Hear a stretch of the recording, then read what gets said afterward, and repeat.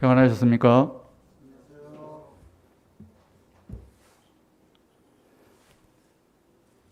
물체가 먹어도 되는 거죠?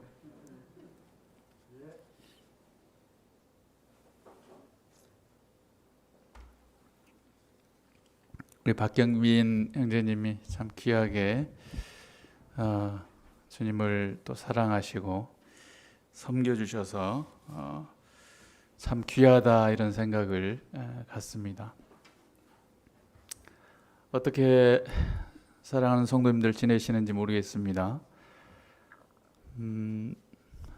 제가 한 8개월 만에 서울로 다시 올라온 것 같아요. 수원 영통에서 원룸 생활을 이렇게 하다가 다시금 8월 달부터 서울 집으로 이렇게 돌아왔습니다.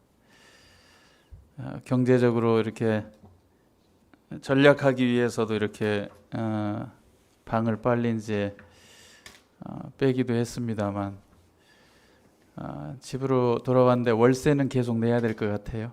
그래서 자매에게 월세는 계속 주기로 했습니다.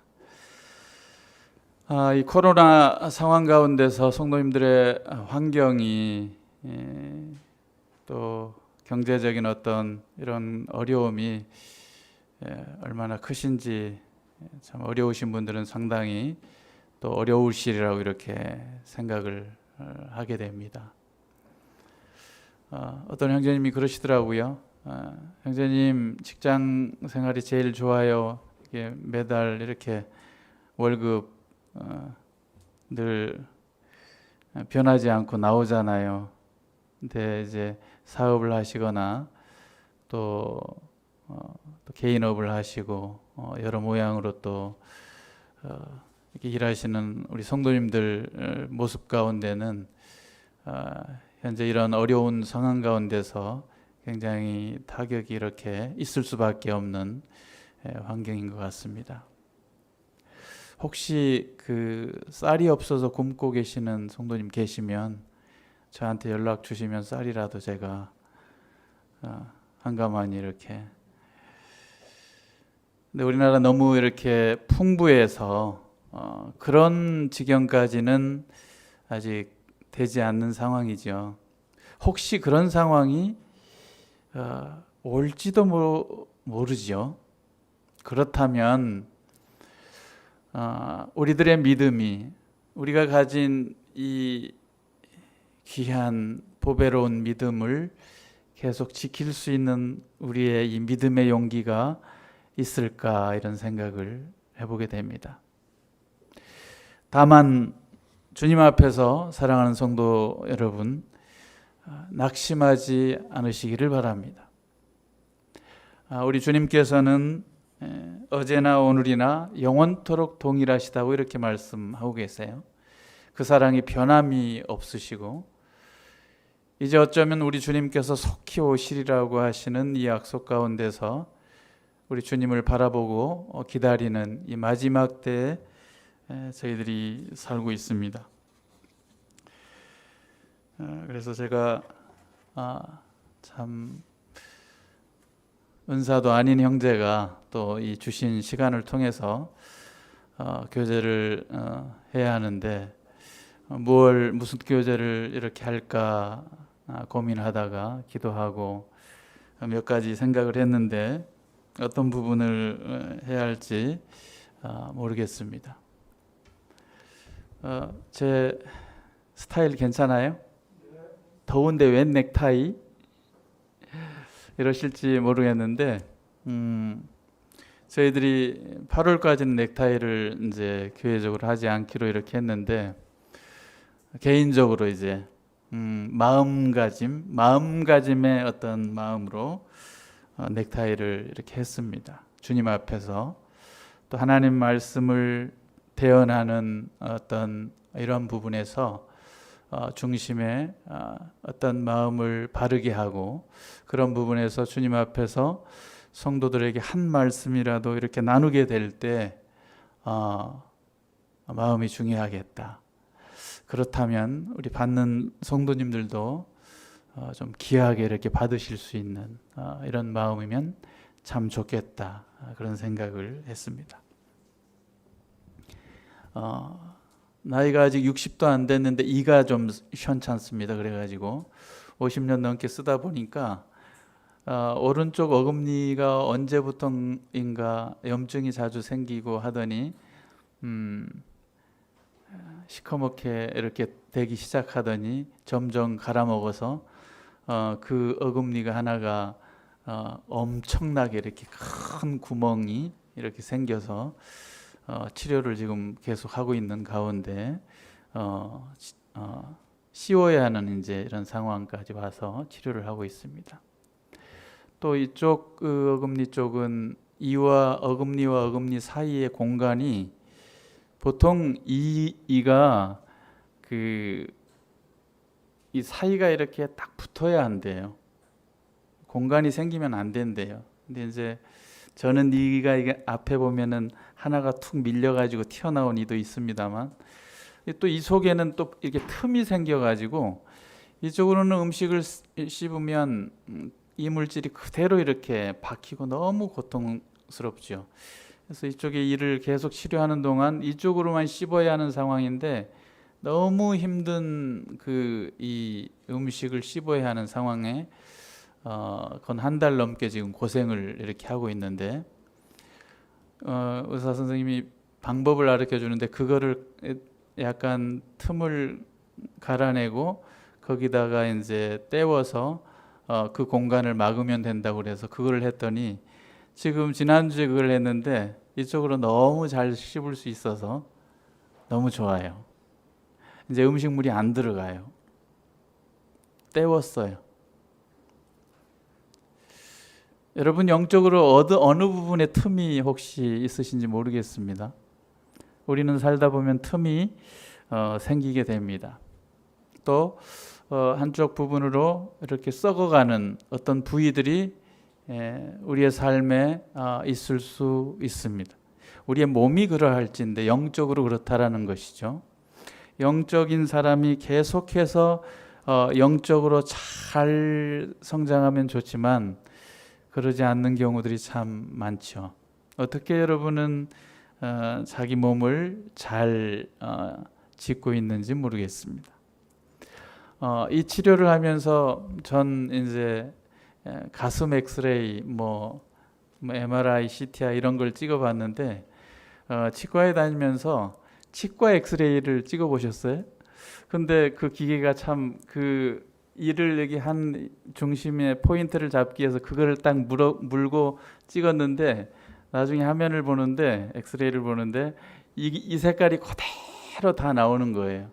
그리고 떼운 그거 또 금 있는 거 뭐 이런 것들이 다 보이는 거예요. 찍어 보셨어요? 찍어 보셨군요. 저만 찍어봤는 줄 알았더니 아주 선명하게 나오는 저의 이 모양을 자세히 이렇게 볼 수가 있었어요. 그래서 이렇게 의사들이 정확하게 진단하고 판단해서 치료를 하는구나, 이렇게 이제 알게 됐습니다. 말씀 마태복음 7장 말씀입니다.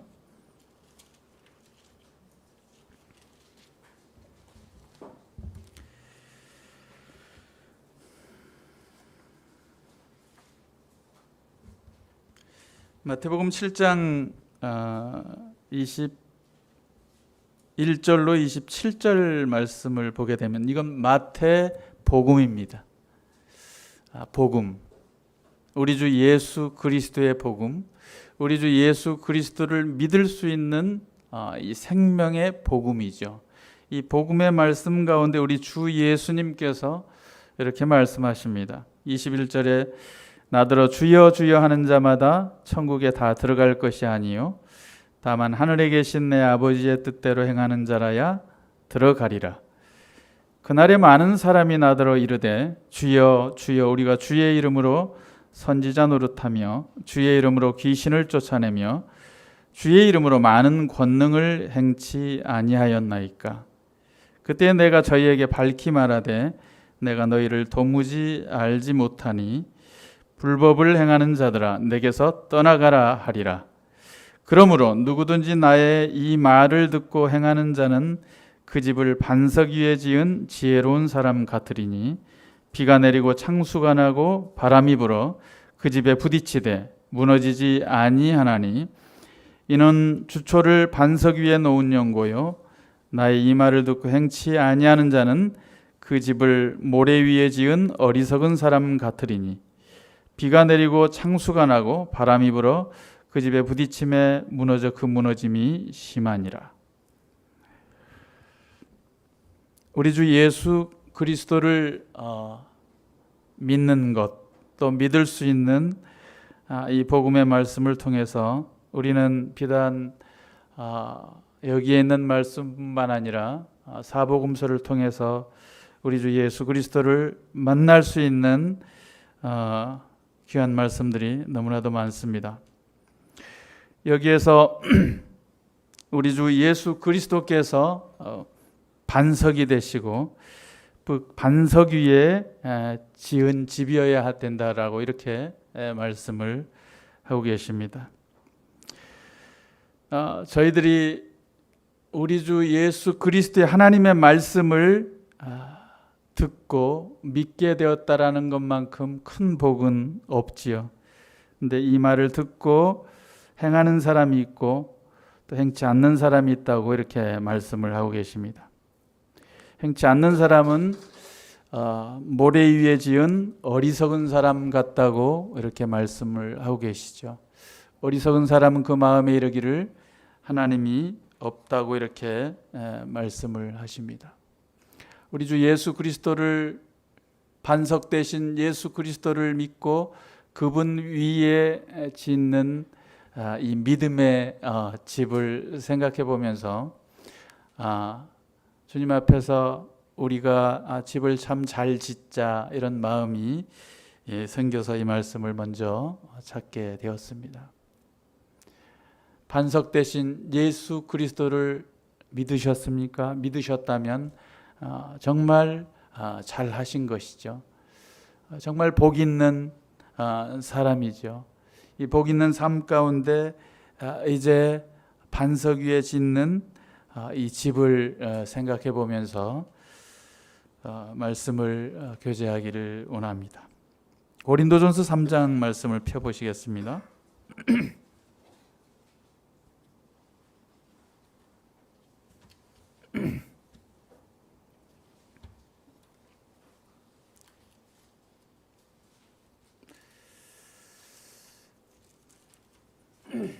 고린도전서 3장은 분쟁에 관해서 그리스도의 또 일꾼들에 관해서 특별히 또 이제 거짓된 교사들에 관해서 말씀을 하시면서 하신 내용이기도 합니다. 그러나 저희들이 이 시간에 생각해 볼 것은 고린도전서 3장 10절로 되어지는 15절까지 있는 이 말씀에 대해서 저희들에게 좀 생각할 수 있기를 원합니다.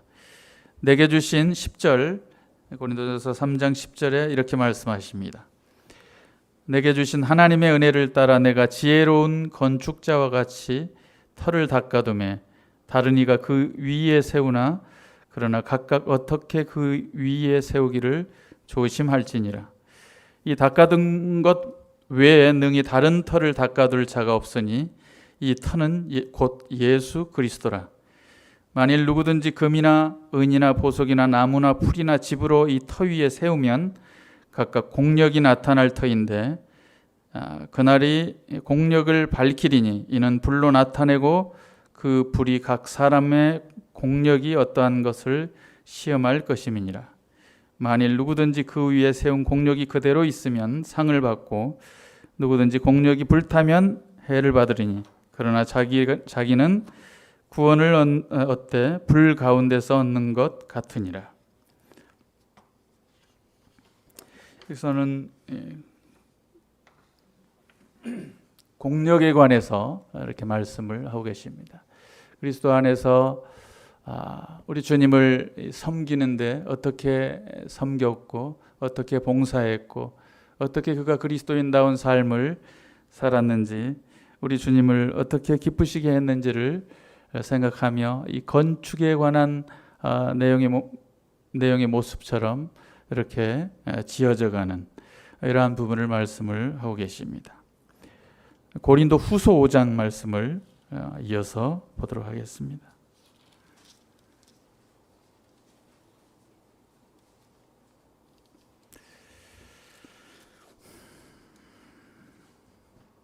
고린도 후서 5장은 성도들의 삶에 있어 헌신에 대해서 이렇게 말씀을 하시는데, 고린도 후서 5장 9절로 10절에 이렇게 말씀을 하십니다. 사도 바울께서 그런즉 9절 우리는 거하든지 떠나든지 주를 기쁘시게 하는 자 되기를 힘쓰노라. 이는 우리가 다 반드시 그리스도의 심판대 앞에 드러나 각각 선악간에 그 몸으로 행한 것을 따라 받으려 함이라. 다시 한번 드리겠습니다. 그런즉 우리는 거하든지 떠나든지 주를 기쁘시게 하는 자 되기를 힘쓰노라. 이는 우리가 다 반드시 그리스도의 심판대 앞에 드러나 각각 선악간에 그 몸으로 행한 것을 따라 받으려 함이라. 사도 바울은 이 장막에 관해서 말씀을 하시면서 이 땅에 있는 장막집이 곧 무너지지만 그것은 우리의 몸을 생각해 보면 잘 알 수 있습니다. 우리의 몸은 영원하지 않기 때문에, 그러나 이 주님의 은혜로 이 은혜로운 믿음의 삶을 살면서 우리가 우리 주님을 바라보면서 소망하면서 살고 있지만, 그러나 나의 이 장막이 무너지면 영원한 집이 있다라는 사실을 말씀하시면서 기쁨을 나타내고 있습니다. 그러므로 이제 담대한 마음으로 우리 주님 앞에서 내가 거하든지 떠나든지 우리 주님을 기쁘시게 하는 자 되기를 힘쓴다고 이렇게 말씀을 하십니다. 이는 우리가 반드시 그리스도의 심판대 앞에 선다고 이렇게 말씀을 하고 계십니다. 우리는 우리 주님의 은혜로 구원을 받았습니다. 에베소서 2장 8절에 너희가 그 은혜를 인하여 믿음으로 말미암아 구원을 얻었나니 이것이 하나님의 선물이라고 말씀을 하십니다. 에베소서 2장 8절 한번 찾아볼까요?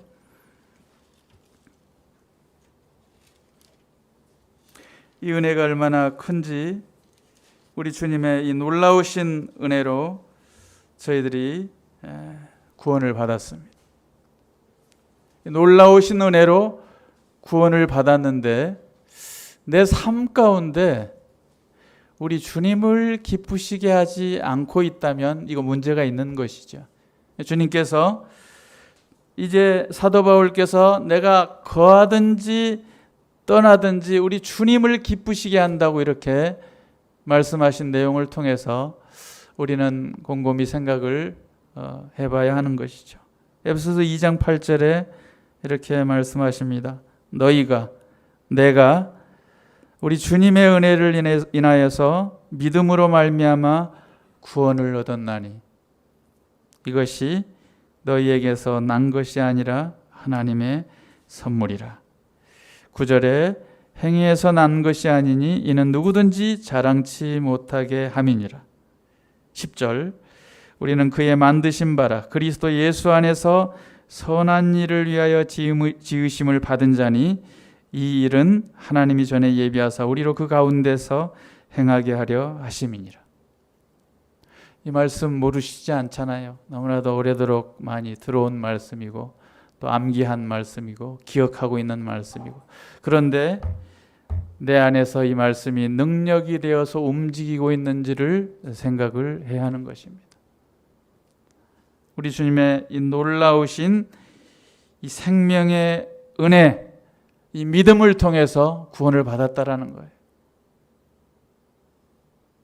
그래서 이것은 우리의 어떤 행위에서 되어진 것이 아니라 주님께서 거저 주신 이 생명의 은혜, 선물로 주신 이 은혜를 통해서 이제 우리 주님을 기쁘시게 하기 위한 이 선한 일을 위해서 지음받은 우리들이라는 사실을 말씀을 하고 계십니다.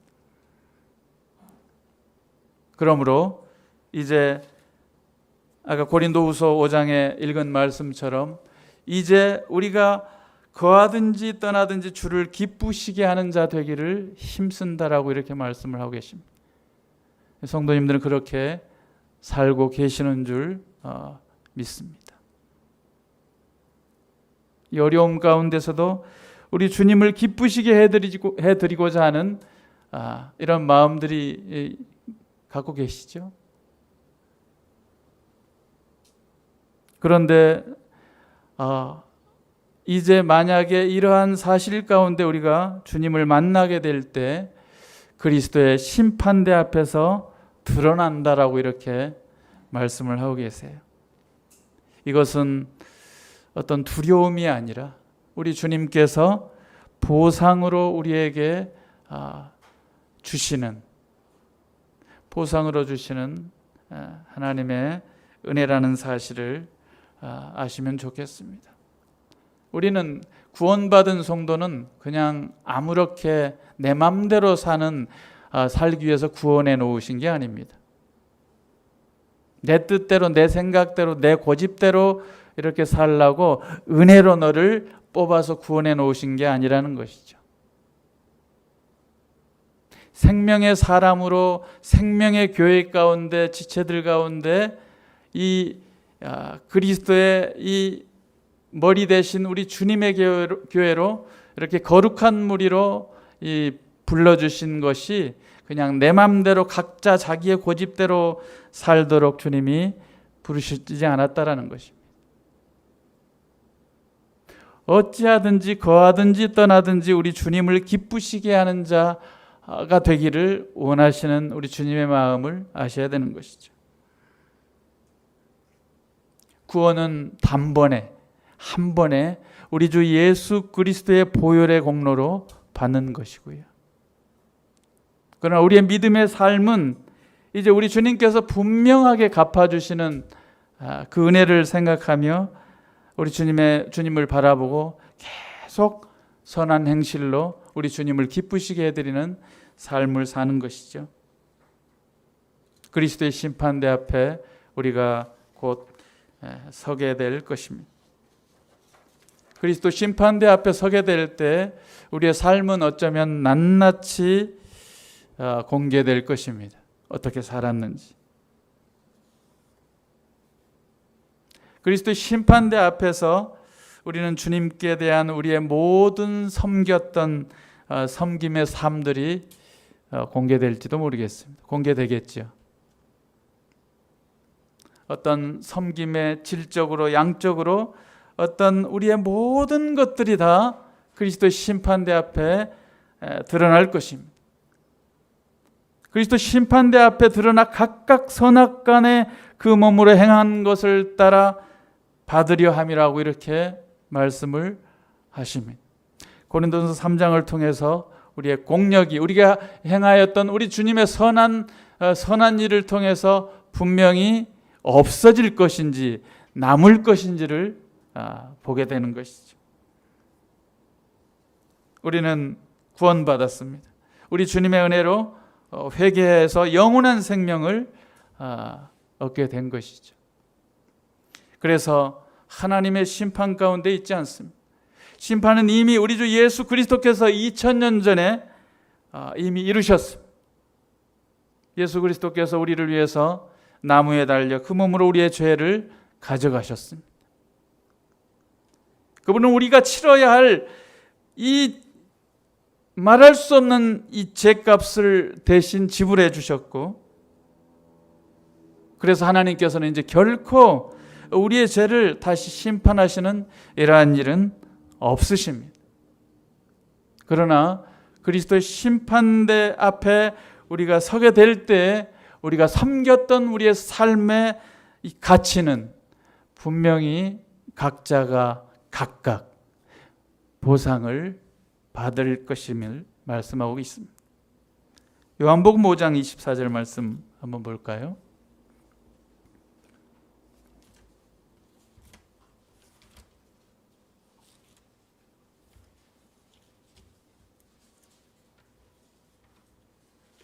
요한복음 5장 24절에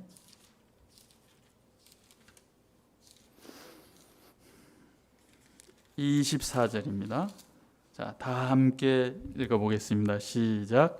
내가 진실로 진실로 너에게 이르노니 내 말을 듣고 또 나 보내신 이를 믿는 자는 영생을 얻었고 심판에 이르지 아니하나니 사망에서 생명으로 옮겼느니라. 우리 주 예수 그리스도를 믿으면 영생을 얻었다라고 이렇게 선언하십니다. 그래서 심판에 이르지 아니한다고 말씀하고 계십니다. 절대로 사망의 불못에 들어가지 않는다고 선언하셨습니다. 생명으로 옮겨졌습니다. 이게 믿음의 결과이죠. 우리 희중군이 요한복음 5장 24절로 구원받으셨대요. 감사하죠? 요한복음 5장 24절로 구원받으신 분들이 참 많이 계십니다. 단번에 영원히 영원한 속죄를 이루신 이 우리 주 예수 그리스도를 찬양합니다.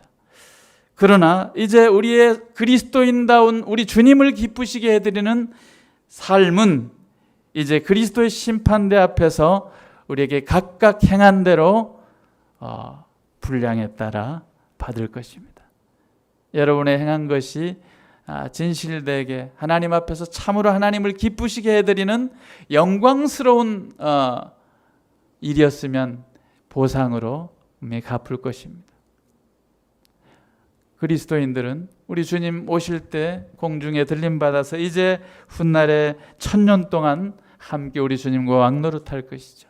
그날에 영원히 이제 하나님 나라에 가서 다 모든 면류관을 우리가 주님 앞에 돌려드리며 주님께 영광을 돌려드리지만 그러나 그 전에 우리가 우리 주님과 함께 1000년의 세월 동안 기쁨으로 그러한 다스림 가운데 우리 주님과 그 기쁨의 세월들을 보낼 것인데 이제 말씀에 하신 내용대로 우리에게 어떻게 건축하며 어떻게 우리 주님을 기쁘시게 하며 어떻게 우리가 우리 주님을 닮아가는 실제로 우리 주님을 기쁘시게 해드리는 것은 우리 주님을 점점점 하나하나 닮아가는 것이죠. 우리 주님의 인격처럼 우리 주님께서 그 사역을 하셨던 어떤 모습처럼. 시간이 다 됐네요. 2분 남았습니다. 데살로니가 후서 1장 말씀 한 구절만 찾아보도록 하겠습니다. 데살로니가 후서 1장 말씀.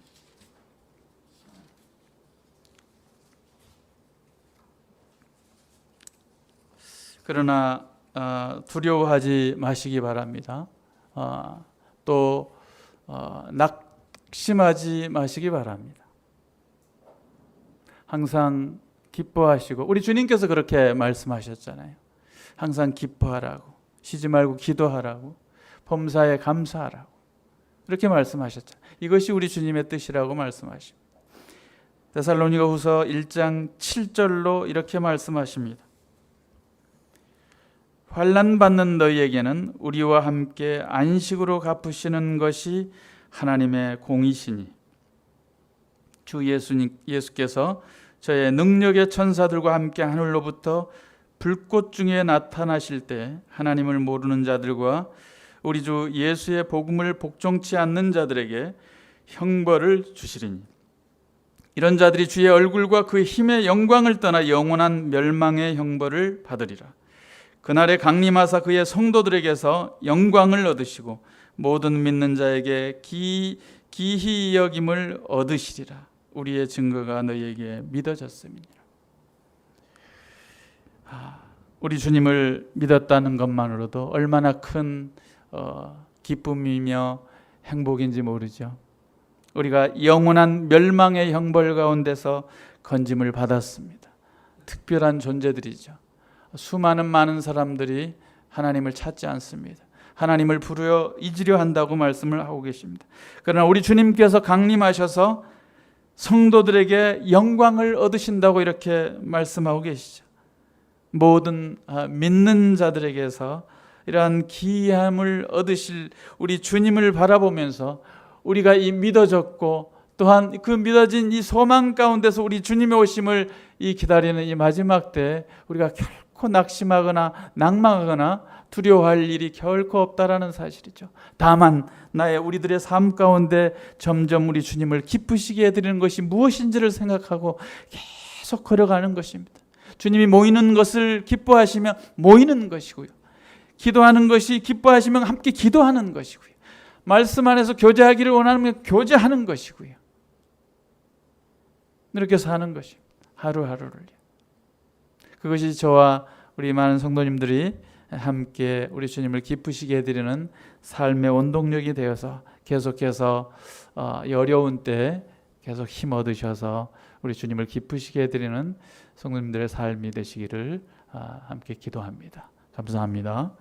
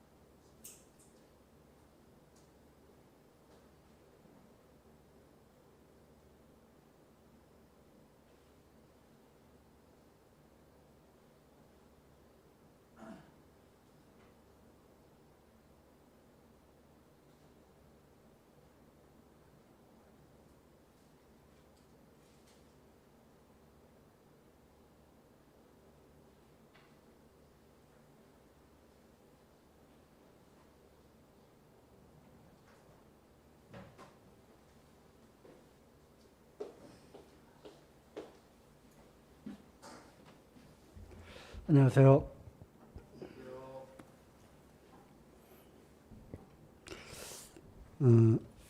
말씀을 들으면서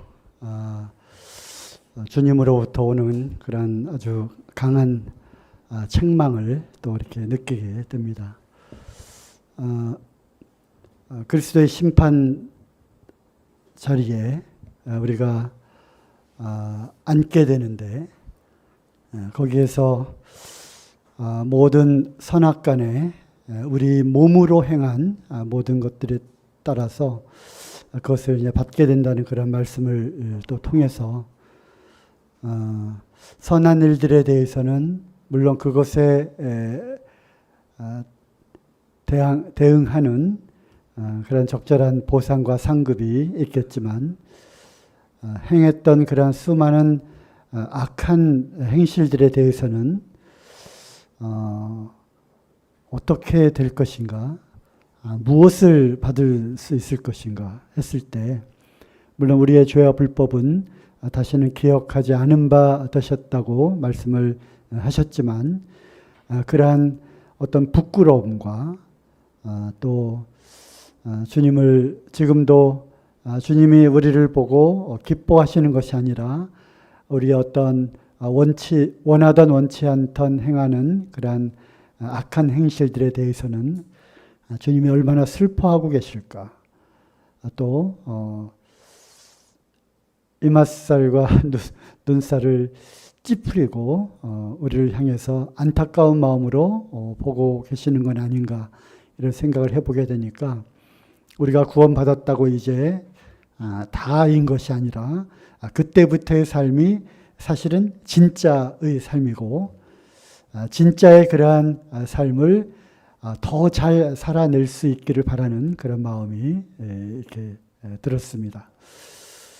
그러면서 그 공력에 대한 그런 말씀을 통해서 우리는 많은 것들을 했다, 이루었다 라고 생각을 할지 모르겠지만 그것은 이제 우리의 생각이고 우리의 판단이죠. 주님은 그렇게 평가를 하지 않을 수 있다. 주님의 생각과 우리의 생각은 다르고 또 주님의 기준과 우리의 기준은 다르기 때문에 나는 이런 것들을 내가 이렇게 했기 때문에 많은 상급을 받을 거야 라고 했지만 그거는 주님이 보시기에는 그거는 그냥 퐁하고 딱 불타서 없어지는, 그러면 얼마나 허무할까요? 뭐 그런 생각을 또 해보게 되었습니다. 그 동기가 무엇이었는지, 그리고 나를 드러내려고 했던 것은 또 아닌지, 또 억지로 했던 것은 아닌지, 또 체면치레로 남에게 보여주려고 이렇게 하는 그러한 것들은 또 아니었는지, 의무감으로 했던 건 아니었는지, 뭐 이런 여러 가지 것들을 또 생각을 해보게 되니까 남아있는 금과 은과 보석은 뭐 몇 개 안 되겠다 하는 그런 생각을 해보면서, 마치 그 만화 영화 상에 뭐 하면니까 폭 타 없어지고 폭 타 없어지고 폭 불 붙어서 없어지고 하는 그런 장면들이 연상이 되면서 정말 냉수 한 그릇이라도 어린 소자에게 실제로 몸을 통해서 이런 행동을 통해서 섬기고 사랑을 베풀고 하는 이런 것들이 보석이 되어서 남겠구나 하는 생각을 해보게 되었습니다. 네, 주님으로부터 오는 그러한 교훈과 책망을 또 이렇게 주셔서 감사합니다. 네, 그러면서 데살로니가 후서 1장 말씀을 또 펴서 또 이렇게 말씀을 주셨는데, 사실 지난 주일에 예수님 이름의 권세에 대한 그런 말씀을 좀 나눴는데, 사실 최종 결론의 그러한 말씀이 거기에 나와 있어서 일단 한 구절 읽고 또 다른 교제를 하도록 하겠습니다. 데살로니가 후서 1장 12절입니다. 우리 하나님과 주 예수 그리스도의 은혜대로 우리 주 예수의 이름이 너희 가운데에서 영광을 얻으시고 너희도 그 안에서 영광을 얻게 하려 함이니라.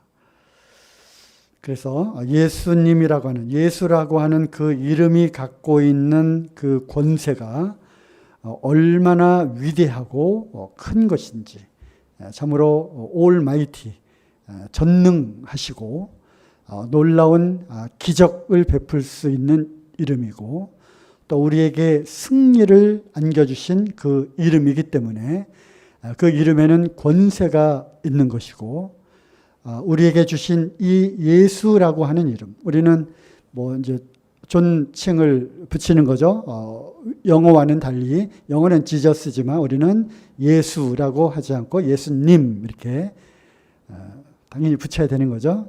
예수님의 그러한 이름이 갖고 있는 그 권세를 우리에게 주셨고, 우리에게 주신 이 이름의 권세를 갖고 우리는 승리하고 또 기도하고 또 선포하고 또 그것을 누리고 하는 그러한 삶을 살기를 원하시는 것이죠. 그걸 통해서 결국은 우리에게 무엇을 원하시는가? 바로 예수님의 이름이, 그걸 통해서 오직 하나 예수님의 이름이 영광을 받으시도록 하는, 그래서 우리에게 주신 그 이름을 통해서 그 이름을 남겨놓고 가셨잖아요. 그래서 그 남겨놓으신 그 이름을 우리가 믿음으로 그 이름을 가지고 우리가 나아가서 싸우고 승리하고 낙담하고 좌절하고 둘러싸임을 당하는 것 같지만 그 가운데서도 우리는 기뻐하고 또 일어서고 승리하는 그러한 모습들을 통해서 그 예수님의 이름으로 우리가 승리해 나가는, 기뻐하는 그런 모습을 통해서 바로 예수님의 이름이 영광을 받으시는 거거든요. 그래서 우리의 최종적인 그 목적은 예수님의 이름이 영광을 얻으시는 것이고요. 우리에게 그냥 보너스로 오는 것이 있어요. 보너스로 오는 것. 그건 뭐죠? 그 다음에 나와 있는 구절이죠. 너희도 그 안에서 영광을 얻게 하려 함이니라. 그래서 그러한 것들을 통해서 예수님의 그 이름이 영광을 얻으시는 그 가운데 우리도 그 안에 들어가서 그 영광을 함께 우리도 누리는 이것이 정말로 우리에게 주시는 놀라운 축복이라고 생각을 합니다. 그러니까 예수님의 이름에 그 권세를 힘입어서 우리가 승리하고 기뻐하고 기도하고 또 응답받고 그래서 예수님께 영광을 돌리고 하는 이러한 과정들 가운데서 그 영광이 바로 우리에게도 임한다고 하는 사실입니다. 놀랍죠? 그래서 주님께서 참 오셔서 이루어 놓으신 그리고 베풀어 놓으신 이런 모든 것들은 결국은 우리를 위해서 신랑 되신 그분께서 신부들을 위해서 예비해 놓으신 선물이라고 하는 것이죠. 그래서 그 영광조차도 하나님의 영광에 함께 참여하는 그 영광을 또한 우리에게 주셨다고 하는 것에 대해서 참 큰 감사가 있습니다. 그런 부분까지 교제를 하려고 했었던 것이고요. 오늘은 이제 그것과 좀 연관돼서 이어서 이제 드리는 말씀인데요. 사도행전 3장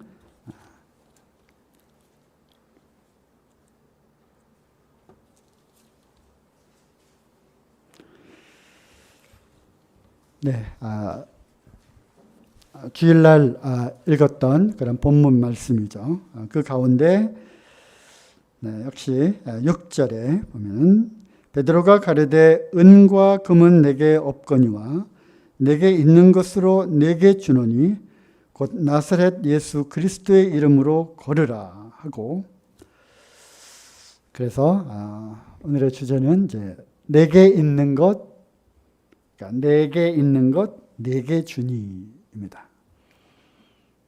나한테 있는 것을 너에게 주겠다. 것이고요. 나에게 있는 것이 결국 무엇입니까? 바로 예수님이라고 하는 그 이름, 예수 그리스도의 그 생명, 예수 그리스도의 그 사랑, 예수 그리스도의 그러한 영광, 예수 그리스도의 그 이름이 갖고 있는 권세, 이것을 그 예수님이라고 하는 그 이름 안에 담겨 있는 이것을 내가 갖고 있는데 이것을 너에게 주겠다는 것입니다. 그래서 우리는 과연 나에게도 동일한 베드로와 요한처럼 동일한 이 예수 그리스도라고 하는 이 이름의 이 권세를 나도 갖고 있는가라는 것입니다. 갖고 있지 않음에도 불구하고 줄 수가 없기 때문에 그런 것이죠. 그렇다면 우리는 이 내게 있는 것 이것이 과연 있는가 또는 없는가 아니면 잃어버렸는가 그것도 아니면 빼앗겨 버렸는가라는 거죠. 그래서 우리가 영접하는 자 곧 그 이름을 믿는 자들에게는 하나님의 자녀가 되는 권세를 주셨는데 그렇죠? 영접하는 자 무엇을 영접합니까? 예수 그리스도를 영접하는 거죠. 마음으로 받아들이고 믿는 거죠. 결국 예수 그리스도의 그 이름 계속 말씀드린 거죠. 그 이름이 갖고 있는 그러한 놀라운 그러한 의미, 뜻 예수 그리스도의 그분 그 자신 즉 창세 전부터 말씀하여 오신 분 눈에 보이지 않는 그 하나님께서 이제 육체로 이 땅에 오신 분 요한복음이 그렇게 시작되잖아요. 생명의 대초에 말씀이 계시니라 이 말씀이 하나님과 함께 계셨으니 이 말씀이 곧 하나님이시라 라고 하는 그 말씀 요한일서에도 이 생명의 말씀에 관하여 너희가 보고 주목하고 손으로 만진 바 된 바로 그 예수 그리스도라고 하는 그 분을 영접하고 그 이름을 믿는 자 우리가 그렇잖아요. 우리에게는 무슨 권세를 주셨어요? 하나님의 자녀가 되는 권세를 주셨습니다. 그렇다면 이제 나에게 있는 하나님의 자녀의 이 권세 이것을 내가 과연 갖고 있는가라는 거죠. 그래서 갖고 있으면 이것을 우리는 줄 수가 있는 것입니다. 나눠줄 수가 있는 것입니다. 이 권세를 갖고 있으면 우리는 이 권세를 이용해서 이제 우리는 나가서 싸움에서 승리하고 또 이것을 우리는 누리고 선포하고 이렇게 할 수 있는 것이죠. 그렇지 않다면 그 안에 그것을 잃어버렸든지 없든지 아예 처음부터 없었든지 아니면 빼앗겼든지 그래서 그런 것들을 좀 생각을 해보게 됩니다. 다윗이 골리앗 앞에 나갔습니다. 너는 칼과 창과 단창을 갖고 나오지만 나는 무엇으로 나간다? 전능하신 만군의 여호와의 이름으로 나간다. 그래서 실제로 다윗이 골리앗을 쓰러뜨린 것은 물맷돌이 아니었습니다. 바로 만군의 여호와라고 하는 그 이름, 그 이름이 바로 골리앗을 쓰러뜨릴 수가 있었던 것이죠. 물맷돌은 단지 그 손에 들려진 도구였을 뿐입니다. 그래서 우리는 바로 다윗이 갖고 있는 그 여호와 하나님의 이름, 지금 우리가 주 예수 그리스도의 그 이름이죠. 그 이름으로 우리는 나아가서 싸울 수 있는 것입니다. 우리는 하나님의 자녀로서의 권세를 가졌죠. 또 우리에게 주신 그 권세는 무엇입니까? 그래서 여러 가지 생각을 해 보다가 로마서 3장 1절에 말씀이 있죠. 유대인의 나음이 무엇이냐? 할례의 유익이 무엇이냐? 범사에 많으니 그들이 하나님의 말씀을 맡았습니다. 그런 말씀이 있잖아요. 그죠? 유대인들의 그 나음이 무엇이냐? 그들은 하나님의 말씀을 갖고 있는 하나님의 말씀이 하나님께서 택하셔서 하나님의 말씀을 맡겨준 그런 민족이라고 하는 것이죠.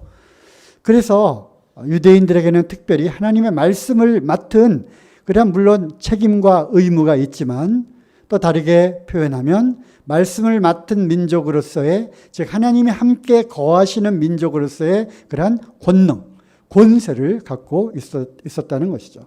하나님이 임재하심, 하나님이 함께 하시는 그러한 권세를 갖고 있었다는 것이고 그 말인 즉슨 하나님의 말씀이 그들 가운데 함께 있었다고 하는 것입니다. 동일하게 우리에게도 이 하나님의 말씀이라고 하는 말씀은 곧 하나님이시잖아요. 그래서 이 말씀이라고 하는 성령의 검, 아주 강력한 그러한 영적인 무기를 우리가 갖고 있는 것입니다. 이것은 놀라운 그러한 파워가 있는 것이죠. 좌우에 날선 어떤 그 검보다도 예리한, 그래서 영혼들을 찔러 쪼개는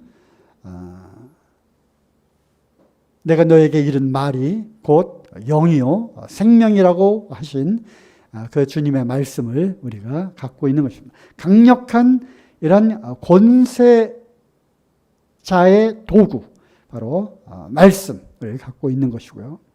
또 너희가 무엇이든지 내 이름으로 구하면, 그래서 우리는 이 기도라고 하는 아주 강력한 그런 무기를 또 갖고 있는 것입니다.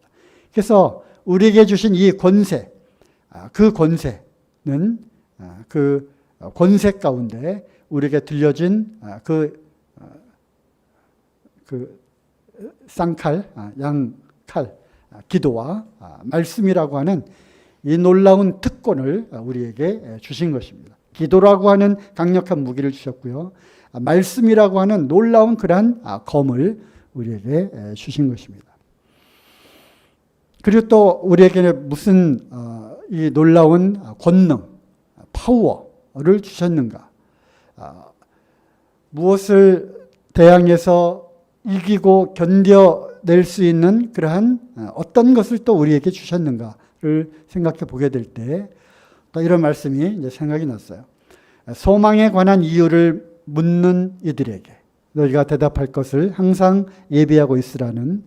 그래서 우리에게 주신 이 안에 주신 어떤 그 권세, 보면 이제 힘이잖아요. 파워, 능력 중에 하나는 바로 소망이라고 하는 그런 아주 강력한 그러한 어떤 힘, 영적인 파워를 우리에게 주셨다고 하는 것입니다.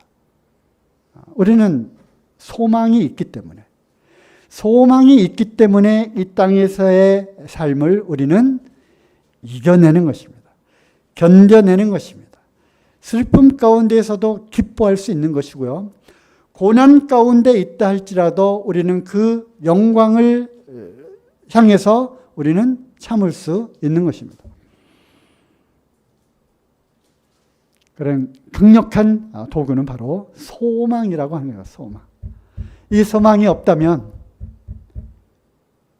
그 지옥의 그 입구에 이런 말이 써 있다고 그러잖아요. 모든 희망을 버려라. 그렇죠? 그래서 그 지옥 문으로 딱 들어가서 뒤로 들어보니까 모든 희망을 버려라. 그래서 지옥은 희망이 없는 곳입니다. 우리는 천국의 소망을 갖고 살아가는 자들이죠. 자, 히브리서 12장 한번 보겠습니다.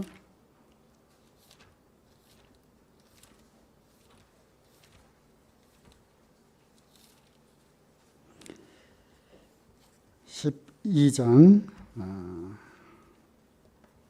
22절부터요. 그러나는 무엇을 받는 말이냐면 모세를 통해서 시내산에서 하나님께서 강림하셔서 이제 율법을 이제 주실 때 그때 하늘이 흑암이 덮이고 천둥이 치고 아주 우레와 같은 그런 음성이 들리고 사람들이 벌벌벌 두려워 떨었던 그러한 그래서 그 21절 밑에 보니까 모세도 뭐라고 했느냐면 나도 매우 심히 두렵고 떨린다. 물론 출애굽기에는 이 표현은 없어요. 하지만 우리는 모세조차도 두려워서 벌벌 떨었던 그 하나님의 임재 가운데에서 그러나 이제 너희가 이른 곳은 시온산과 살아계신 하나님의 도성인 하늘의 예루살렘과 하면서 쭉 24절까지 이렇게 되는데요. 우리가 도달한 곳, 우리가 이른 곳, 우리가 다다른 곳, 즉 우리가 얻은 것, 우리가 함께 거할 수 있게 된 것, 그것이 무엇인지 이렇게 쭉 나열을 하고 있습니다. 그러므로 우리는 더 이상 두려워하는 것이 아니고요. 은혜 가운데서 이러한 풍성한 것 가운데로 우리가 도달했다라고 하는 것을 말씀하시는 건데 8가지, 전부 8가지의 그런 내용으로 전개가 되고 있습니다. 그래서 성경 여러 그 성경 번역 중에 다비역이 있어요. 다비가 번역한 그 성경대로 한번 읽어보도록 하겠습니다. 눈으로는 22절부터 24절까지 따라오시면서요. 제가 읽는 것을 이렇게 8가지를 한번 어디에 이르렀는지 보시기 바랍니다. 그러나 너희는 시온산에 그리고 하나님의 도성 즉 하늘에 있는 예루살렘에 그리고 천만천사 즉 우주적인 모임에 그리고 하늘에 기록된 장자들의 총회에 그리고 하나님 즉 만민의 심판자에게 그리고 온전케 된 의인의 영들에 그리고 예수님 즉 새 언약의 중보자에 그리고 아벨보다 더 낮게 말하는 뿌린 피에 이르렀다. 이렇게 다비가 번역을 했습니다. 참 8개. 이게 참 이 8개가 갖고 있는 이 영적인 의미들은 참 놀라운 것들이죠. 뭐 제가 영적인 수준이 이제 거기까지 이르지 못했지만 다음에 또 묵상을 하면 또 각각 이러한 것들이 이러한 표현을 한 이러한 것들을 한번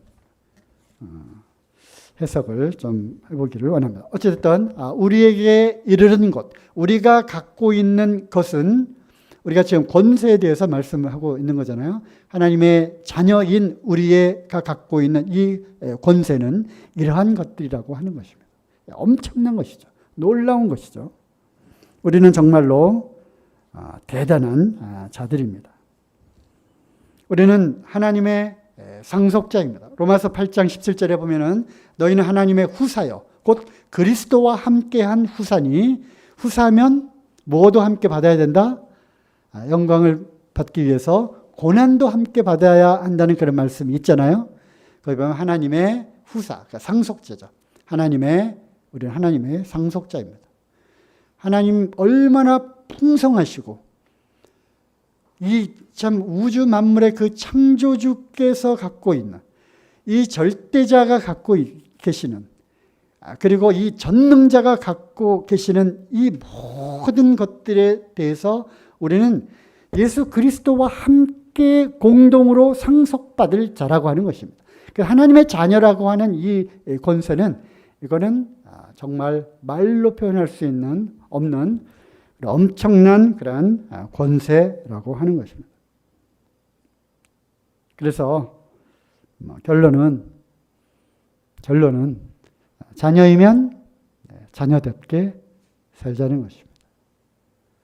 그래서 제발 어깨 펴고 코로나고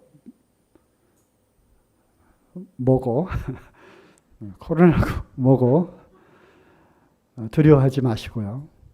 움츠리지 마시고 도대체 뭐냐? 너희들이 뭐냐 도대체? 내가 누군지 아느냐? 나는 전능하신 하나님의 아들이다. 하나님의 자녀다. 내가 갖고 있는 권세는 하나님이 내게 주신 권세다. 나는 하나님의 유업을 이을 상속자다. 그래서 제발 찌질하게 살지 말자는 게 오늘의 결론입니다. 찌질하게 살지 말자. 겁쟁이처럼 움츠려서 살지 말자는 것입니다. 골리앗의 위세에 기가 잔뜩 눌려있는 유대 병졸들처럼 벌벌 떨며 살지 말자는 것입니다. 세상에 그 것들에 킁킁킁 그 소 뼈다귀에 붙은 그 살점을 뜯어 먹으려고 킁킁킁 쫓아다니는 그 개들처럼 그렇게 표현을 하면 이렇게 좀 이미지가 이렇게 연상이 되죠. 그 버려진 그 소 뼈다귀에 붙어 있는 그 살점, 그거를 가긋 그 뜯어 먹으려고 갉아먹고 있는, 또 그걸 킁킁킁거리며 쫓아다니는 그 개들처럼, 그렇게 표현을 좀 과하게 이렇게 좀 하는 것이 좀 좋겠다 생각이 돼서 그렇게 표현을 또 해보았습니다. 어쨌든 너는 누구이냐? 우리는 누구인가? 우리는 어떤 분의 자녀인가? 누구의 아들이고 누구의 딸인가를 생각하면 할수록 우리는 정말 세상을 향해서 어깨 펴고 담대하게 선포하고 누리고 또 내게 있는 것 내게 주겠다. 그래서 정말 자신감이 만땅 찬 이러한 기쁨과 사랑과 이러한 모든 그러한 승리의 그러한 기쁨, 충만한 것을 갖고, 그래야 그것을 누구에게 나눠줄 수 있지 않겠습니까? 그죠? 나 스스로가 움츠리고 찌질하고 그렇게 살면서 도대체 무엇을 줄 수가 있겠다는 것인지요. 그래서 이런 말씀들을 쭉 생각하면서 참 하나님 우리에게 주신 이 놀라우신 이름, 주 예수 그리스도, 그분의 이름의 이 권세를 갖고 당당하게 살아가는 저희들이 됐으면 좋겠습니다.